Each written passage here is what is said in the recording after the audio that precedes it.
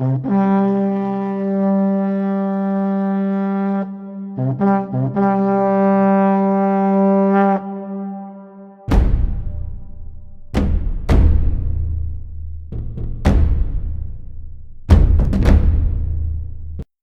Of Indian history by doctor Mohanlal Gupta में आपका स्वागत है।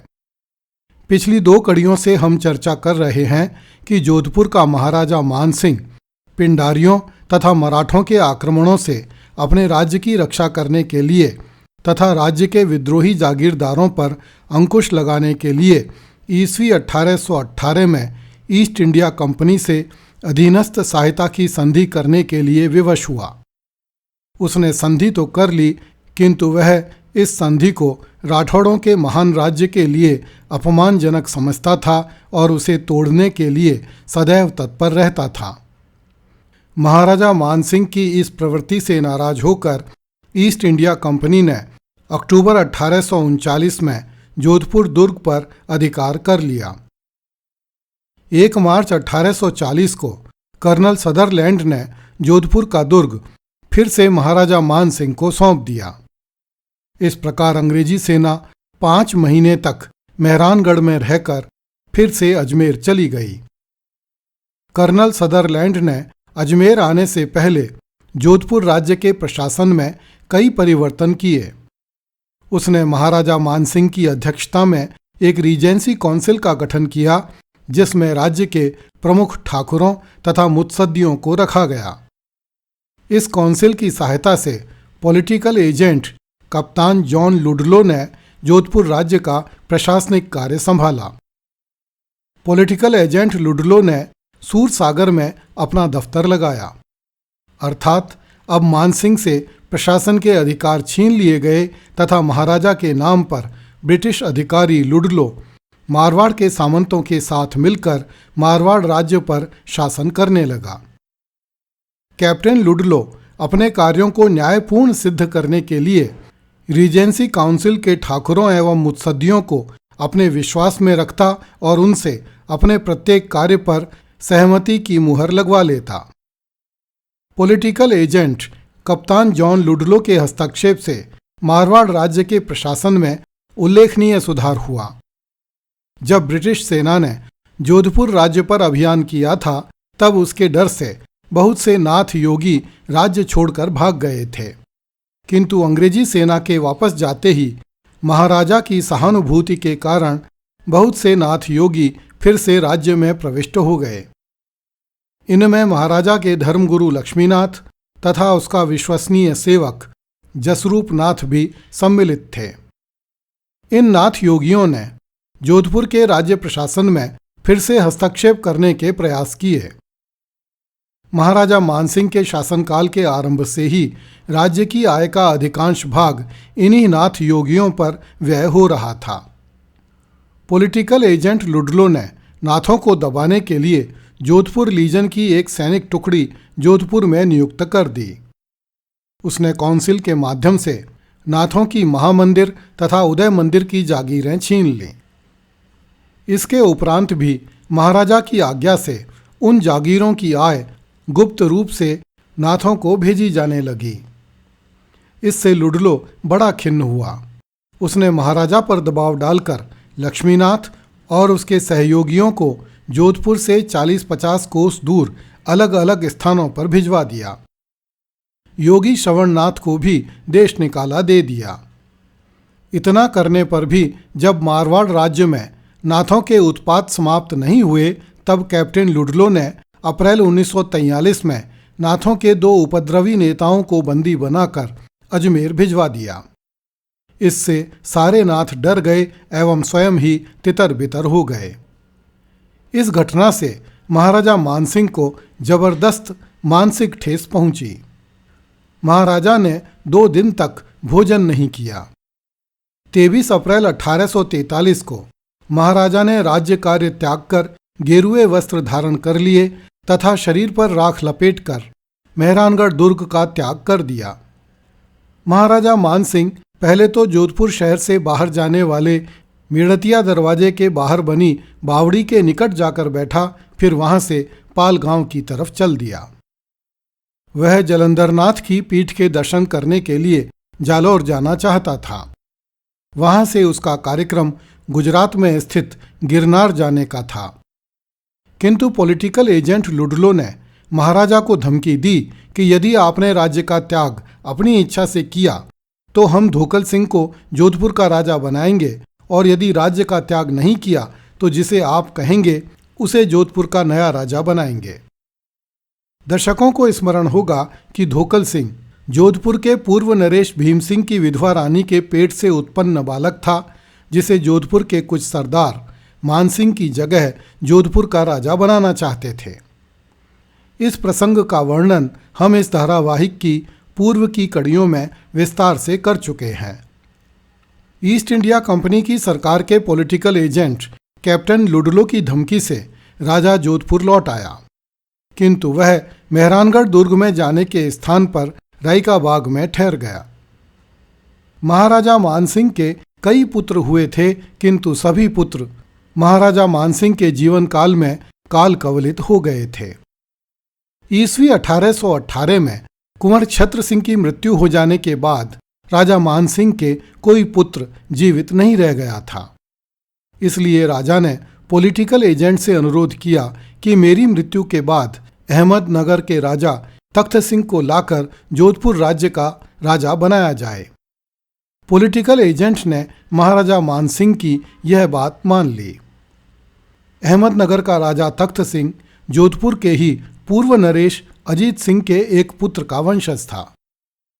मान्यता है कि जब महाराज कुमार छत्र सिंह के मर जाने पर जोधपुर राज्य के सरदारों ने ईडर के राजा को महाराजा मानसिंह का दत्तक पुत्र बनाने का षड्यंत्र रचा, तो राजा मानसिंह ईडर नरेश से नाराज रहने लगा। जबकि दूसरी ओर जब महाराजा मानसिंह ने आपत्ति काल में भीमसिंह की सेना से घबराकर जालोर का दुर्ग छोड़ने का मन बनाया था, तब मोडास के ठाकुर जालिम सिंह ने मानसिंह के कुटुंब को अपने यहाँ रखने और उनके जीवन की रक्षा करने का वचन दिया था। इसलिए महाराजा मानसिंह मोडास के ठाकुर परिवार से प्रसन्न रहता था। अहमदनगर का राठौड़ राजा तख्त सिंह इसी मोडास परिवार की शाखा से था। इसलिए मानसिंह ने तख्त सिंह को जोधपुर का राजा बनाने का प्रस्ताव रखा था। जुलाई 1843 में महाराजा रायका बाग से मंडोर चला गया। 3 सितंबर 1843 को महाराजा मानसिंह ने अपने शरीर पर राख लपेट ली तथा एक सफ़ेद चद्दर ओढ़कर लेट गया और अपने कक्ष से उसने समस्त सेवकों एवं रानियों को बाहर निकाल दिया। महाराजा ने ब्राह्मणों से अनुरोध किया कि अगले दिन प्रातःकाल आकर हमारे शरीर को संभालें, उससे पहले भीतर न आएं।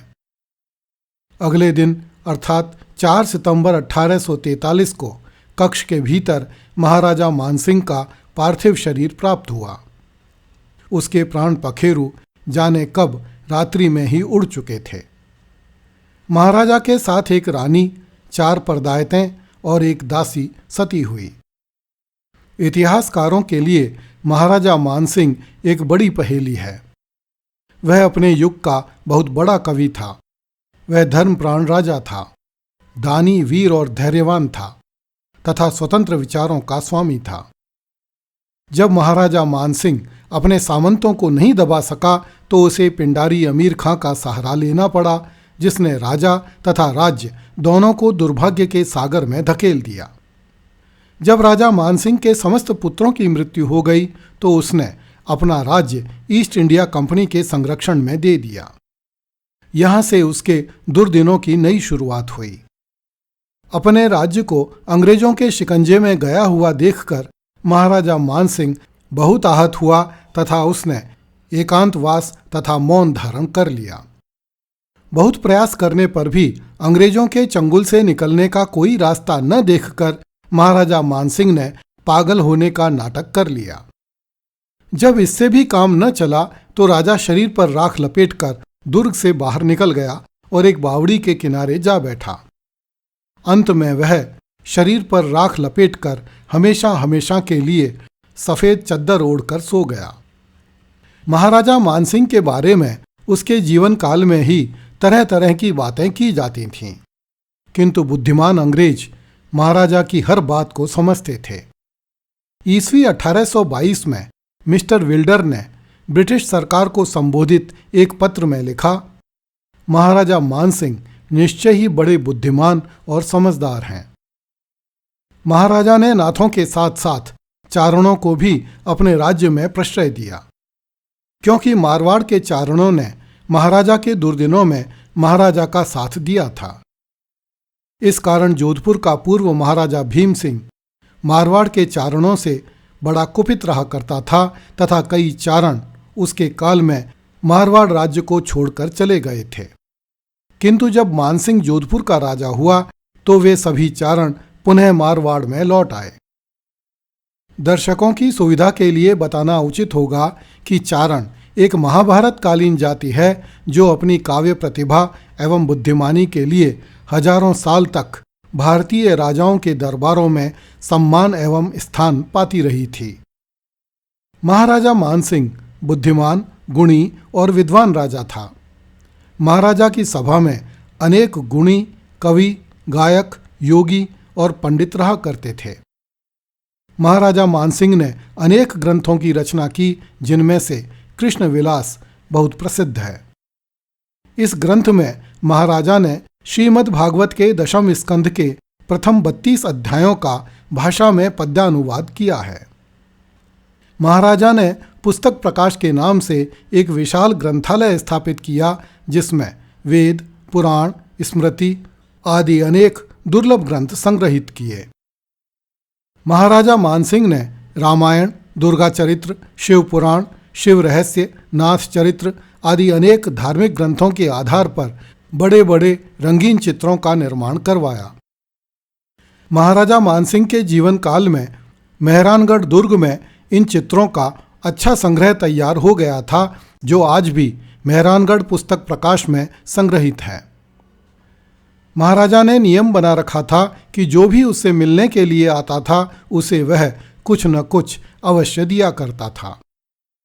महाराजा का कहना था कि जो कोई भी किसी के पास जाता है लाभ की आशा में जाता है, इसलिए उसे खाली हाथ लौटा दिया जाए तो एक राजा और साधारण पुरुष में क्या अंतर रह जाता है। महाराजा मानसिंह के बारे में कहा जाता है कि उसने मारवाड़ को विद्वानों की भूमि बना दिया। किसी कवि ने जोधपुर के राजाओं के बारे में लिखा है, जोध बसायो जोधपुर, ब्रज कीनी ब्रिजपाल, लखनऊ काशी दिल्ली, मान कियो नेपाल।